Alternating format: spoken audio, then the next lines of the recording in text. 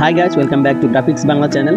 তো গাইস, এই ভিডিওটি আপনি আপনার মোবাইলের মাধ্যমে খুব সহজে এডিটিং করতে পারবেন শুধুমাত্র কাইনমাস্টার অ্যাপ্লিকেশনের মাধ্যমে।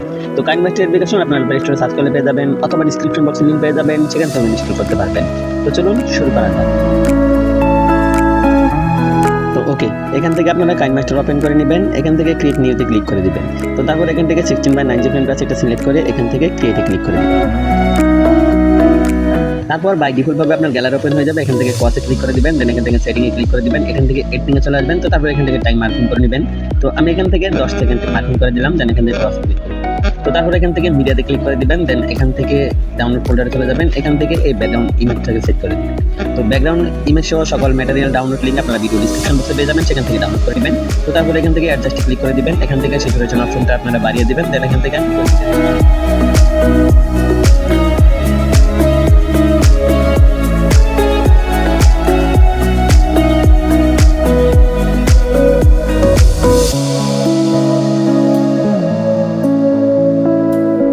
ওকে। তো তারপর এখান থেকে এটাকে এই পজিশনে নিয়ে আসবেন। তো তারপর এখান থেকে ব্যাগে চলে আসবেন, দেন মিডিয়াতে ক্লিক করে দিবেন। আবার আপনার ডাউনলোড ফোল্ডার চলে যাবেন। এখান থেকে এই ফটোটাকে সিলেক্ট করে নেবেন।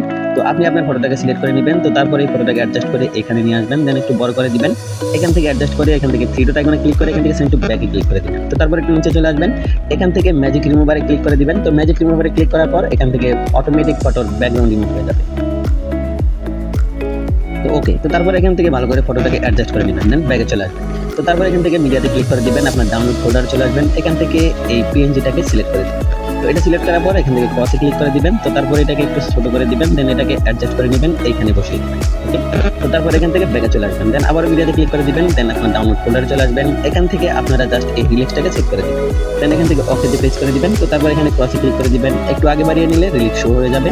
তো এখান থেকে একটু নিচে চলে আসবেন, এখান থেকে ব্ল্যাঙ্কিংয়ে ক্লিক করে দিবেন। তো ব্ল্যাঙ্কিংয়ে ক্লিক করার পর এখান থেকে মাল্টিপ্লেসে ক্লিক করে দিবেন।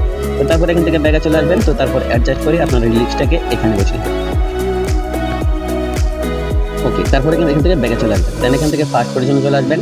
আবার মিডিয়াতে চলে যাবেন। এখান থেকে আপনার ডাউনলোড ফোল্ডারে চলে আসবেন। এখান থেকে এই গ্রিন স্ক্রিনটাকে সিলেক্ট করে দিবেন। তো তারপর এখান থেকে ক্রসে ক্লিক করে দিবেন, একটু নিচে চলে আসবেন। এখান থেকে স্লাইড স্ক্রিনে ক্লিক করে এখান থেকে ফুল স্ক্রিন করে দিবেন। দেন এখান থেকে ব্যাগে চলে আসবেন, আর নিচে চলে যাবেন। এখানে ক্রোমা কি নামের একটা অপশন পেয়ে যাবেন। এখান থেকে ক্রোমা কিতে ক্লিক করে দিবেন, দেন এখান থেকে এটাকে এনেবল করে দিবেন। বাই ডিফল্ট ভাবে এখান থেকে কালার কিতে ক্লিক করে দিবেন, দেন এখান থেকে ব্লু কালার সিলেক্ট করে এখান থেকে টিক মার্কে ক্লিক করে দিবেন। ওকে, তো তারপর এখান থেকে আপনারা যদি ভিডিওটি ফুলফিল ভাবে দেখেন, আপনাদের সামনে ঠিক এরকম একটা ইন্টারফেস চলে আসবে। তো গাইস, এই ছিল আজকে টিউটোরিয়াল। ভিডিও যদি ভালো লাগে একটা লাইক দিবেন, কমেন্ট করে জানাবেন কেমন হয়েছে। তো এরকম ভিডিও পেতে আমাদের গ্রাফিক্স বাংলা চ্যানেলের সাথেই থাকবেন। ধন্যবাদ সবাইকে। তো তারপর এখান থেকে এক্সপোর্টে ক্লিক করে দিবেন। তো তারপর এখান থেকে রেজুলেশন সিলেক্ট করে জাস্ট এখান থেকে সেভ আসে ক্লিক করে দিবেন।